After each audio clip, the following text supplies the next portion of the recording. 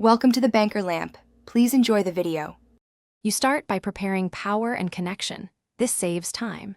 Remove battery tabs or charge the mouse and keyboard fully so signal holds. Once done, plug the Zebronics USB dongle into a USB-A port. If your laptop uses USB-C, use a reliable adapter. This avoids intermittent disconnects. Turn both devices on and engage pairing mode. The keyboard often has a pairing button near the top, and the mouse may blink. Doing this first gets your system ready for driver and layout steps. You now connect and fine-tune settings for reliable use. If using the USB dongle, the devices should appear automatically. If using Bluetooth, pair through system settings. Install the Zebronics driver or utility when you need multimedia keys, macro programming, or RGB control.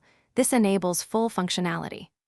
Once installed, set keyboard layout, repeat rate, and pointer sensitivity in the OS. Lower latency and comfortable pointer speed prevent fatigue. Finally, test type. You finish by securing connections and verifying stability. Push the dongle fully into the port, or use a short hub if the port is loose, so movement won't cut the signal. Make sure to check for firmware updates in the Zebronics utility. Update and reboot to apply improvements and fixes.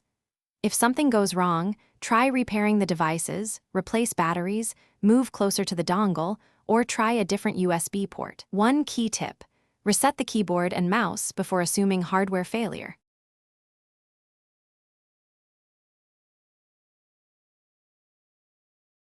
Thanks for watching. If this was helpful, leave a like and consider subscribing. See you next time.